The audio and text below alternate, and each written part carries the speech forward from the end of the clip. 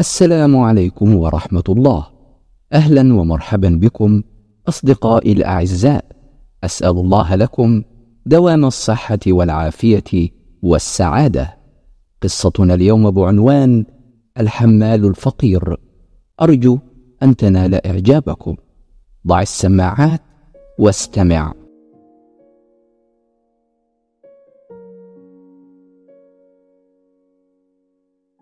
في عهد الخليفة هارون الرشيد بلغت بغداد قمة المجد والازدهار، وانتشرت العلوم والحضارة في شتى بقاع الإمبراطورية الإسلامية، وعجت مدن الإمبراطورية وموانئها بحركة تجارية وثقافية واسعة. وكانت البصرة المطلة على الخليج العربي إحدى هذه المدن تأمها السفن من الهند وبلاد الشرق الأقصى، حاملة الجواهر والتوابل والبخور والحرير. وكان تجار البصرة ونواحيها يشترون هذه البضائع النفيسة وينقلونها في قوافل عبر الصحراء إلى بغداد ومدن حوض البحر المتوسط الغنية. كانت المدينة بمختلف أحيائها تزخر دوما بالحركة، قوارب وسفن تصلها معبأة بنفائس الشرق، وقوافل الإبل الناشطة تغادر بالاتجاه الآخر. ومع القادمين والمغادرين قصص البحر الشاسع ومغامرات الصحاري الفسيحة بسحرها ومخاطرها. لقد كانت الحياة في المدينة متعة وتحديا معا. وكان من سكان أحد أحياء هذه المدينة الصبيان عبد الله وإبراهيم، اللذان دأبا على الاستمتاع بما يجري حولهما. ففي كل يوم بعد عودتهما من المدرسة كانا يقصدان الميناء لمراقبة السفن تفرغ حمولاتها النادرة من نفائس وأفاوية كالقرفة وجوز الطيب وكبش القرنفل، تعبق الأجواء بعطرها. وأحيانا كانت السفن تحضر حيوانات غريبة كالسعادين والطواويس والببغاوات. لقد تعززت أواصر الود بين عبد الله وإبراهيم حتى غدا الغلامان وكأنهما أخوان. ومرت السنون وشب الغلامان عن الطوق، وزاول كل منهما حرفة يكسب منها ما يعزز دخل العائلة، فلم تكن كلا أسرتيهما من أصحاب الثراء. اشتغل عبد الله أجيرا عند تاجر في سوق المدينة يتعامل بمختلف أصناف التجارة من الأفاوية والتوابل والحرير والسجاد والأحذية والنحاسيات والفضيات إلى زيت الطبخ والسمك المجفف.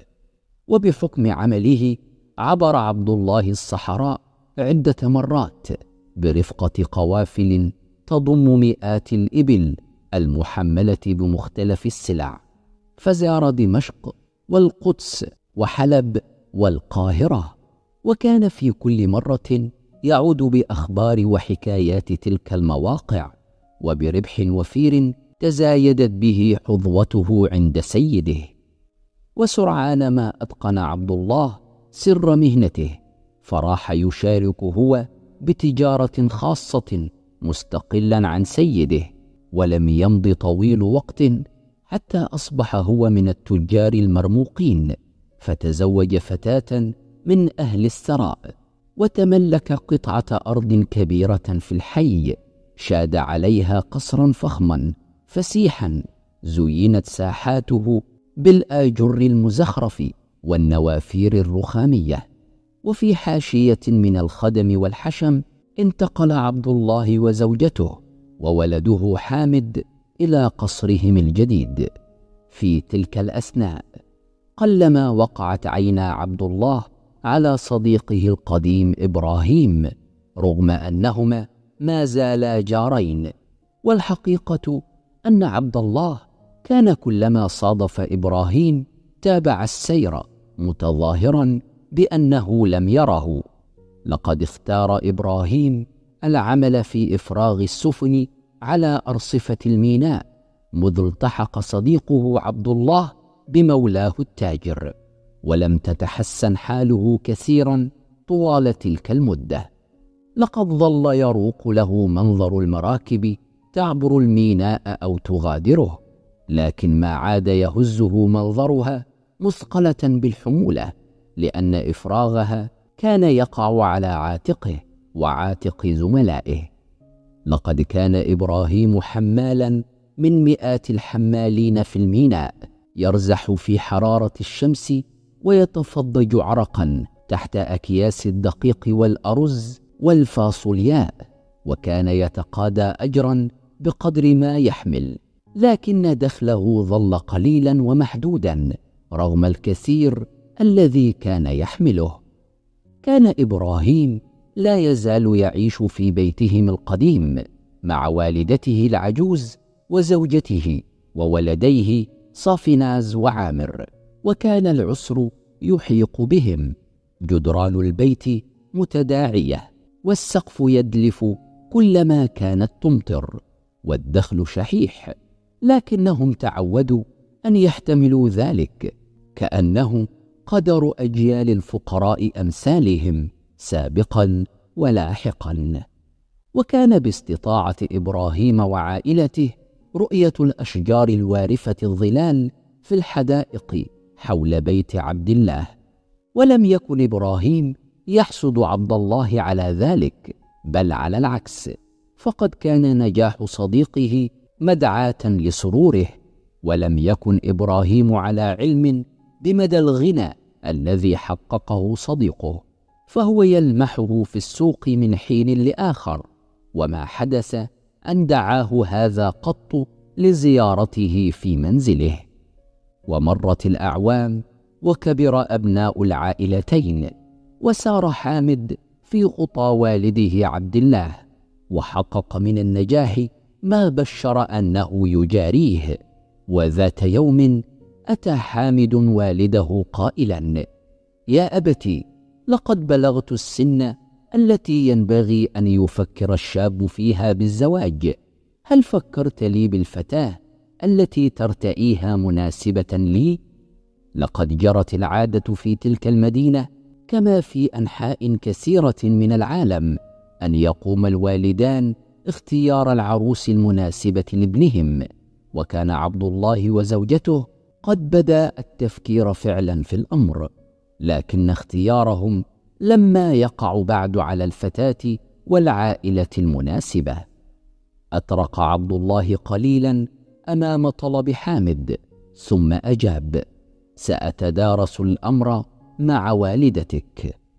أخذت زوجة عبد الله تبحث عن الزوجة المناسبة لولدها بحماس شديد، فراحت تزور الأسر الصديقة ومعارف الأسر الصديقة، تنقض بناتهم بهدوء وتروي، لكن فتاتها المنشودة لم تكن بينهن، فهذه صغيرة على حامد، وتلك تفوقه سنا، وهذه تائقة نزقة، وتلك مدلعة مدللة، والأخرى متطلبة نكدة، فلن يسعد حامد مع أي منهن. والوحيدة التي نالت الرضا كانت مخطوبة بعقد مكتوب. في البداية لم تكن أم حامد تطلع أحدا على الغرض من زياراتها، لكنها اضطرت بعد إخفاق مساعيها إلى الاستعانة بالمقربات من الصديقات لإيجاد الكنة العتيدة. وفي يوم جاءت إحدى الصديقات إلى أم حامد تقول: أتعرفين صافناز ابنة إبراهيم صديق الطفولة لزوجك عبد الله؟ إنها لؤلؤة، قمر بين النجوم خلقا وخلقا، إنني على ثقة أنك لو تقابلينها فلن تحتاجي إلى مزيد من البحث، إن ولدك سيكون بها أسعد الرجال. وعرضت أم حامد الفكرة على زوجها، مرتئية أن فقر إبراهيم لا ينبغي أن يكون حجر عثرة في سبيل سعادة ولدهما، فإذا كانت صافناز حقا كما تصف الصديقة، فمال عبد الله كفيل بكفاية العائلتين. ولم تلبث أم حامد أن أرسلت خادما إلى بيت إبراهيم يعلمهم مسبقا بزيارتها. وفي اليوم التالي كانت أم حامد ضيفة معززة في بيت إبراهيم المتواضع، وكانت حريصة ألا تبوح لمضيفتها بالسبب الحقيقي لزيارتها، فأدارت الحديث عن الأيام الخوالي، مستعيدة ذكر الصداقة القديمة بين زوجيهما. وجلست السيدتان تشفان القهوة وتأكلان البقسماط وتتبادلان أطراف الحديث. وحين جاءت المضيفة على ذكر ابنتها صافناز، أعربت أم حامد عن رغبتها في رؤية الفتاة، وما إن وقعت عيناها على صافناز حتى أدركت أن ما تقوله الصديقات عنها يقصر عن الواقع. وقدمت المضيفة ابنتها إلى ضيفتها بشيء من الاعتزاز قائلة: هذه هي ابنتي صافناز. ثم وجهت الكلام إلى ابنتها قائلة: قربي سلمي على جارتنا زوجة صديق أبيك القديم. ووسط ذهولها بما رأت، راحت أم حامد ترتجل بضع أسئلة وجهتها إلى صافناز، فكان إعجابها بها يتزايد مع كل كلمة من أجوبتها. وتماوجت الأفكار في رأس أم حامد تقول: إنها حقا رائعة، قمر بين النجوم، كيف غاب هذا الجمال والكمال عن انتباهنا؟ إنها العروس المنشودة. وأمام هذا الموقف لم تستطع أم حامد إلا الكشف عن الغرض من حضورها، وإلا الإعلان أن ما كانت تنشده قد وجدته. وامتدت يدها إلى جيبها تسحب صندوقا فضيا صغيرا، قدمته إلى صافناز قائلة: أريدك أن تحتفظي بهذا الصندوق، إنه لك فقط. عديني أنك ستدرسين عرض ولدي بالزواج منك، فكري مليا في هذا العرض. وتطلعت صافناز نحو والدتها قبل أن تتسلم الصندوق، وحين أومأت الأم إيجابا تناولت الابنة الصندوق قائلة: أعدك بكل سرور. كان في الصندوق 3 خواتم رائعة الترصيع، وعقد فاخر أسماطه من أسلاك الذهب والفضة، وحباته من الزمرد والياقوت والماس، تبهر الأنظار. إنها حقا هدية لا تقدر بثمن. وبعد انصراف أم حامد جلست صافناز وأمها تنتظران بلهفة وفارغ صبر عودة إبراهيم من عمله. وما إن عتب هذا الباب حتى راحتا تخبرانه دون توقف بما حدث، وأرتاه أيضا الحلي الرائعة في صندوقها الفضي. فطمأن إبراهيم لهفتهما قائلا: أنباء طيبة ونسب مشرف. لكن بعد مزيد من التفكير والتأمل أخذت الشكوك تساور إبراهيم حول عرض الزواج هذا، فراح يقول في نفسه: كيف تم هذا الأمر بهذه السرعة؟ هل يريدون حقا أن يتزوج ولدهم في أسرة فقيرة كأسرتنا؟ إني أشك جدا في ذلك. ولم يستطع إبراهيم مع تزايد ارتيابه إلا أن يصارح امرأته على انفراد بذلك، فقال: لن أفاجأ يا أم عامر إذا غير الجيران رأيهم، ولن أستغرب أن يطلبوا استعادة الجواهر آجلا أو عاجلا. وما أسرع أن تحققت شكوك إبراهيم وحدسه، فما إن عادت زوجة عبد الله إلى البيت حتى نادت زوجها وولدها لتنبئهما بلهفة وحماسة أخبار صافناز، لكن الاثنين قابل الأنباء ببرود. ورد حامد قائلا: اتركيك من هذا يا أمه، فتشي لي عن فتاة من عائلة عريقة ذات مكانة وثراء، تعرف أساليب التجارة والتجار، فذلك أهم لدي بكثير مما تصفين. وعبثا حاولت الأم إقناع ولدها وزوجها حتى بدراسة الفكرة، ولم تجرؤ أمام تعنتهما أن تخبرهما بأمر الهدية الثمينة التي قدمتها إلى صافناز، وكان عليها لتفادي غضبهما استعادة صندوق الجواهر الذي تصرفت به دون استشارتهما، فبعثت لذلك خادما إلى بيت إبراهيم في اليوم التالي. طبعا لم يخطر ببال عائلة إبراهيم رفض الطلب، فسلموا صندوق الجواهر إلى الخادم الذي جاء لاستعادته، وكان ذلك إيذانا بأن مشروع الزواج قد ألغي. وتغرغرت عينا صافناز بالدمع، فحاولت الأم مؤاساتها قائلة: عسى أن تكرهوا شيئا وهو خير لكم، صدق الله العظيم. إنه لمن الأفضل لك ألا تتزوجي رجلا من عائلة لا تحسن التصرف.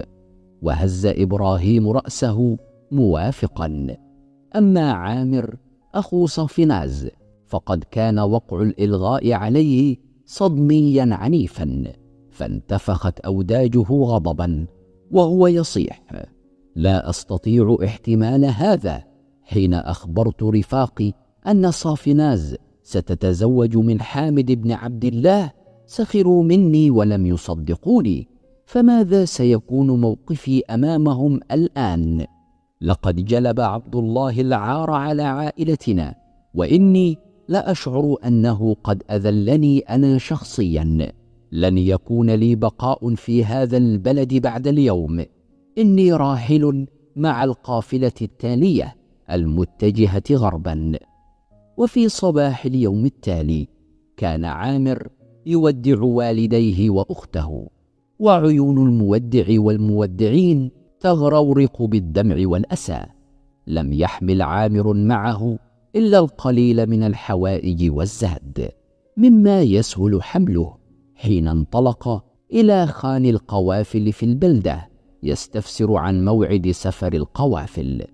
فأجابه قيم الخان بلطف: للأسف يا ولدي، لقد انطلقت القافلة المقررة لهذا الأسبوع ليلة أمس في طريقها إلى حلب، وأظنهم سيقضون يومهم في واحة حامز، ولعلك لو تجد السير تلحق بهم إلى هناك قبل أن يغادروا.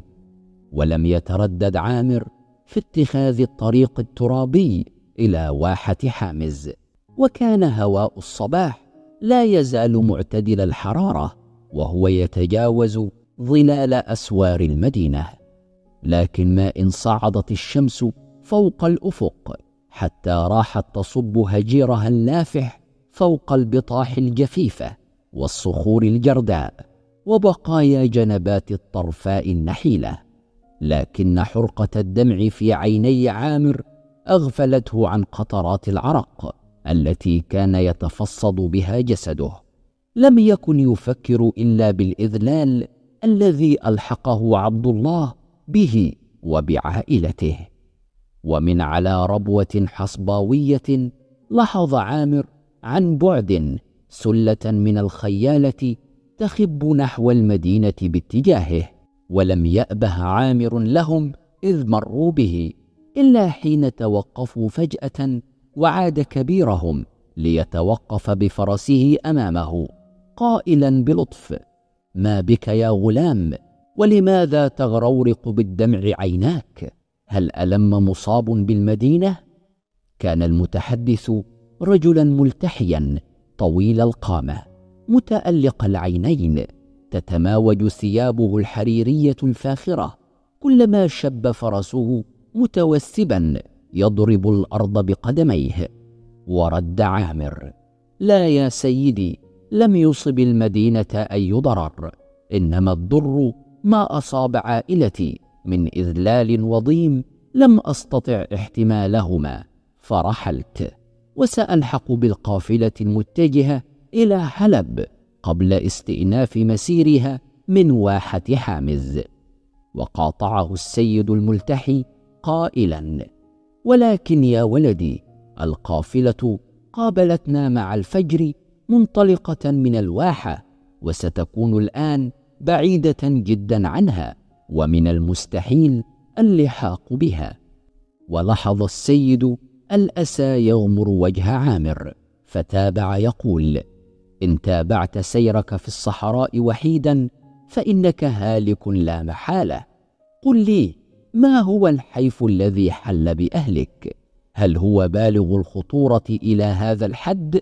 تعال سر معي وحدثني عما جرى. وترجل السيد عن فرسه، وسار معه عامر عائدا باتجاه البحر وأسوار المدينة. وباح عامر للسيد بمكنونات صدره حول الإهانة الفظة التي طالت أخته البريئة صافناز. وأبدى السيد أبو لحية عطفا متزايدا نحو عامر، وقال: أرغب في زيارة عائلتك وبصحبتك يا عامر، علي أجد سبيلا لمساعدتكم. وفوجئ عامر بهذا العرض، فأجاب متلعثما: لكن أيها السيد الماجد، نحن أناس فقراء، وأنى لنا أن نهيئ لك الاستقبال الذي يليق بمقامك. لا عليك، أجاب السيد، فالاستقبال الودي البسيط أعز لدي من أي حفاوة وتأهيل.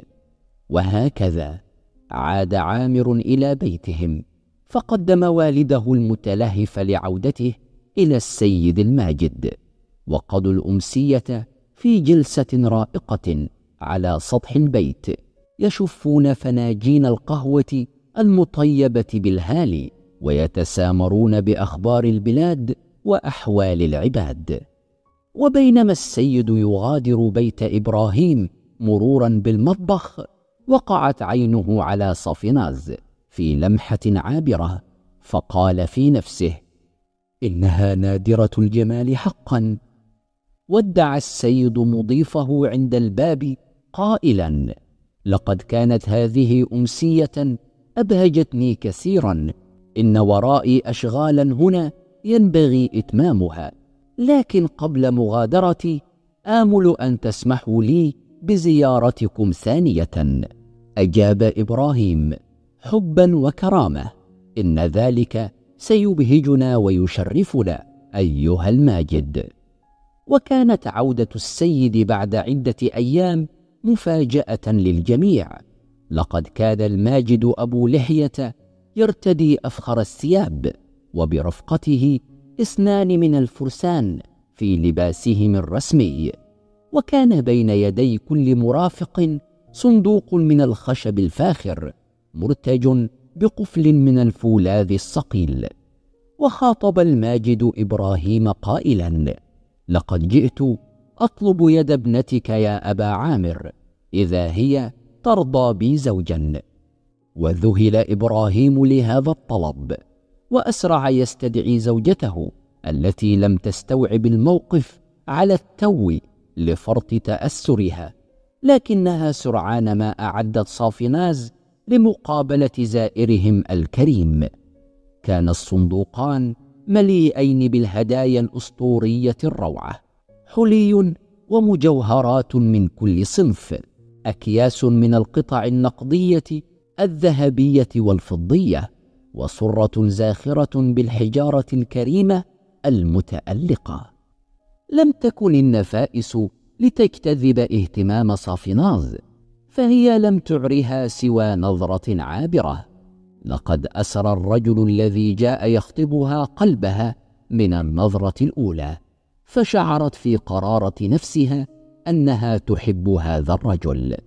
وقطع الماجد الملتحي على الجميع ذهولهم، موجها كلامه إلى آل العروس: ظروفي ستطيل فترة الخطوبة 10 أشهر، علي أن أتمم مهماتي وواجباتي في كامل المنطقة، وسأبعث إليكم في كل أسبوع مزيدا من الهدايا، لا لتدخروها بل لتنفقوها على حاجاتكم وتحسين أوضاعكم.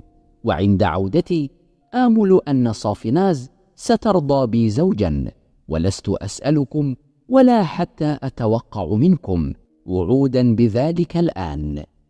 وبهذا الخطاب غادر الماجد أبو لحية، كما أجمع آل إبراهيم على تسليته ليستكمل سفراته. وفي كل أسبوع كان يطرق باب بيت أبي عامر خيال لتسليم الصندوق الموعود بما فيه من هدايا نفيسة. ولم يمض طويل وقت حتى تسنى لإبراهيم وعائلته شراء بيت فخم في الجانب الآخر من البلدة، تحيط به الحدائق الغناء والساحات المزينة والمبردة بنوافير الماء المتدفق.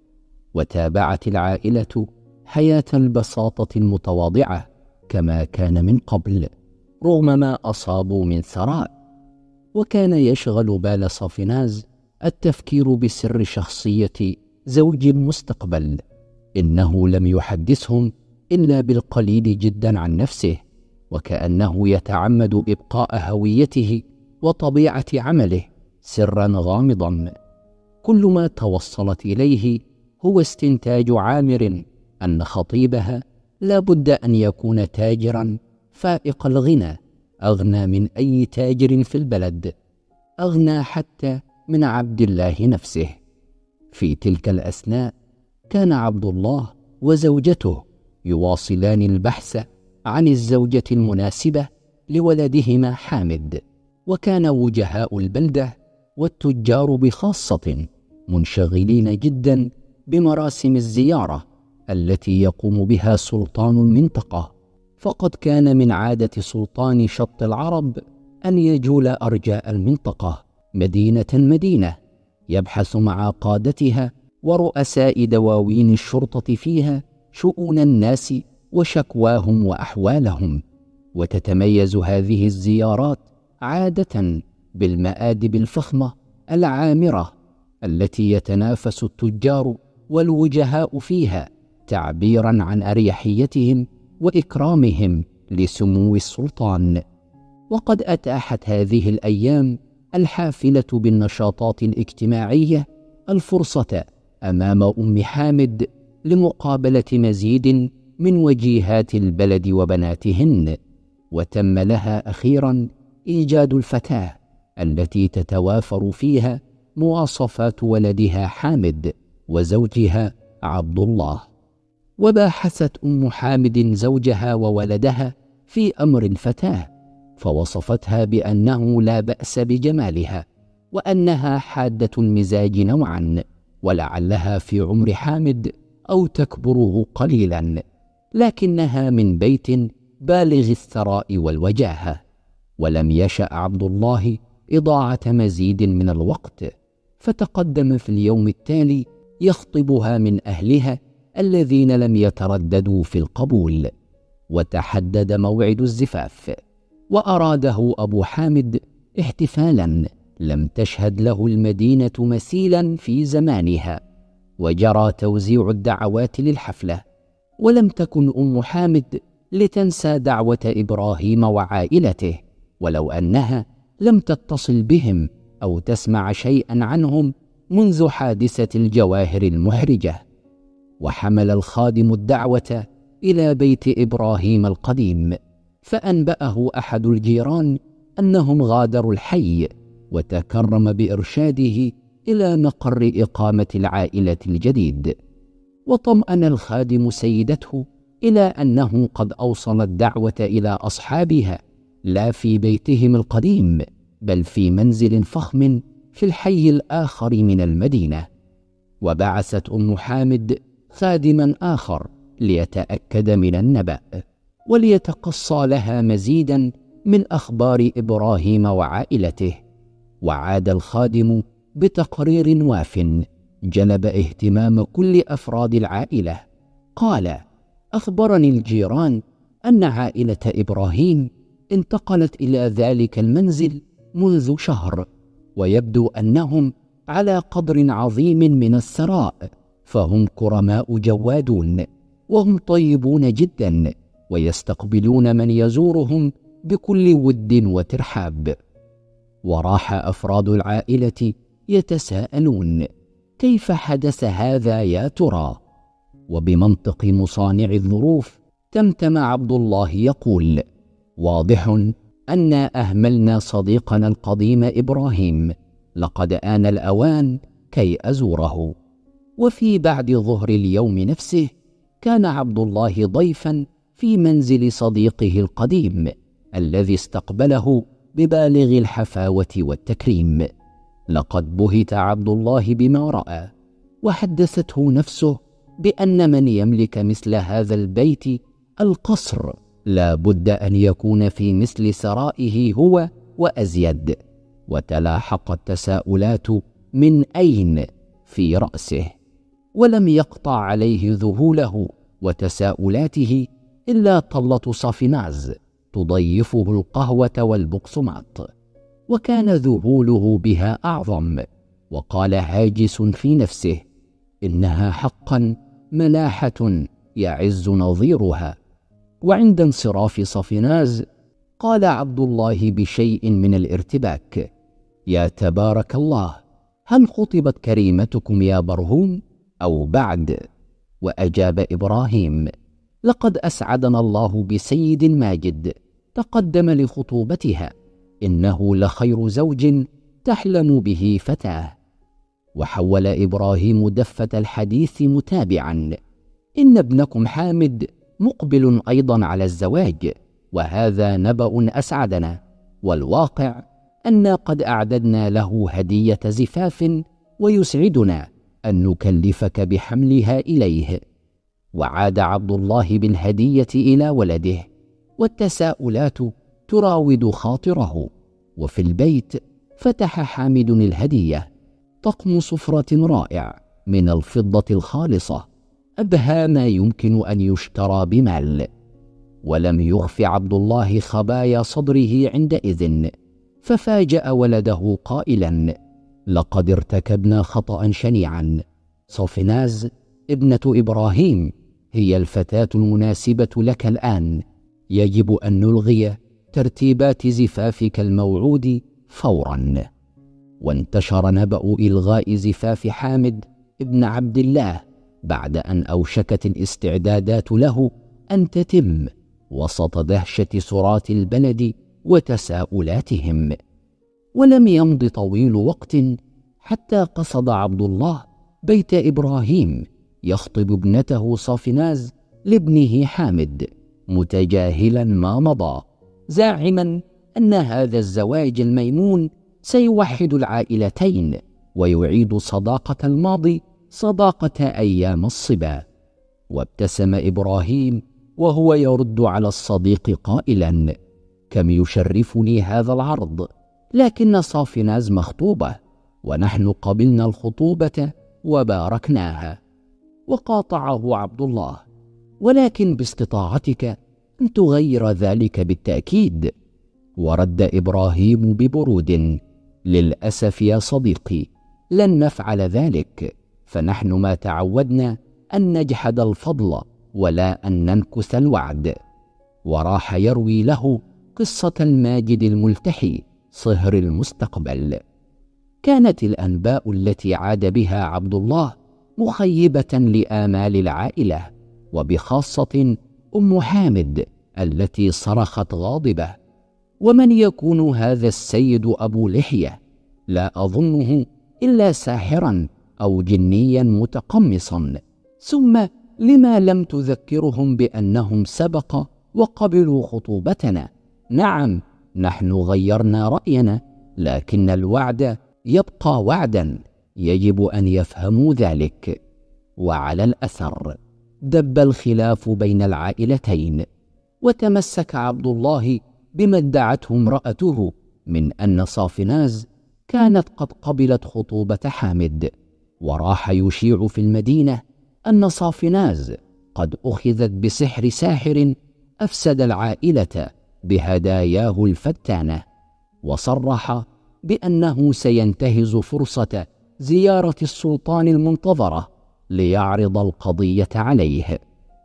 جلس السلطان يستمع إلى شكوى عبد الله بجدية ووقار، وبعد استعراض الشكوى قال السلطان: العدل يقتضي أن نسمع أقوال الفتاة نفسها. واستدعيت صافناز إلى حضرة السلطان بصحبة والدها، وجرى استجوابها من وراء حجاب كما جرت العادة. بدأ السلطان قائلا: أيتها الفتاة، عليك أن تردي على تهمتين موجهتين إليك. أولا، أنت متهمة بنكس وعد بالزواج من حامد ابن عبد الله، بماذا تردين؟ فردت صافناز قائلة: لا يا سيدي، لم يصدر عني مثل هذا الوعد، كل ما في الأمر أني وعدت بدراسة عرض الزواج، ذاك الذي أرفقته السيدة أم حامد بعربون من الحلي، لكنها طلبت استعادة الحلي في اليوم التالي فأعدتها، وطبعا لم يعد لي هناك ما أدرسه. والتفت السلطان إلى عبد الله يستفسره، فأجاب هذا متلعثما ومرتبكا: إن زوجتي لم تشر إلى موضوع الحلي مطلقا، لقد كتمت ذلك عني. وتابع السلطان: ردك يا فتاة أسقط التهمة الأولى، فما قولك في الثانية؟ أنت متهمة بمشروع زواج من ساحر يلفه الغموض، هيا صفي لنا هذا الرجل الغامض. فردت صافناز: إنه رجل حسن الطلعة كأبهى الرجال، طويل قوي حلو الشمائل طيب النفس. وقاطعها السلطان مضيفا: ولكن هل هو رجل عادي؟ صفي لنا مظهره، صفي لي يديه مثلا، هل هما كيدي أو مختلفتان؟ ومع سؤاله ذاك مد السلطان يديه لتراهما صافناز من وراء سترها، وردت صافناز: إن يديك شبيهتان بيديه يا مولاي. وصوته أردف السلطان: هل هو مثيل لصوتي أو مباين له؟ وردت الفتاة: بل إن صوته مثيل لصوتك كأنه هو. وتابع السلطان: ووجهه هل وصفته؟ هل هو شبيه وجهي؟ وعند هذا السؤال وقف السلطان كي يتسنى لصافناز رؤية وجهه، وهنا هتفت صافناز بصوت متهدج: إنه أنت، إنه أنت يا مولاي السلطان. وغصت القاعة بشهقات التعجب وتكبير الحاضرين. وحين هدأت موجة الاستغراب التفت السلطان نحو عبد الله قائلا: أعتقد أن القضية حسمت لمصلحة المتهمة، إلا إذا كنت يا عبد الله تظنني ساحرا. ثم التفت السلطان إلى إبراهيم متابعا كلامه: وأنت يا إبراهيم نترك لك حرية اختيار الحكم الذي يقوم ما أنزله عبد الله بعائلتك من ضر، عقوبة أو غرامة. وتطلع إبراهيم نحو عبد الله الذي كان يطرق عينيه خجلا، ثم نحو السلطان قائلا: لا أطلب لعبد الله عقوبة منه ولا منه غرامة، وأرى أنه قد عانى ما فيه الكفاية. وقاطعه السلطان قائلا: في هذه الحال أعتبر القضية منتهية، هيا أقيموا الزينات وادعوا أهل المدينة إلى وليمتي ليحتفلوا بزفاف السلطان. انتهت القصة. أرجو أن تكون القصة نالت إعجابكم.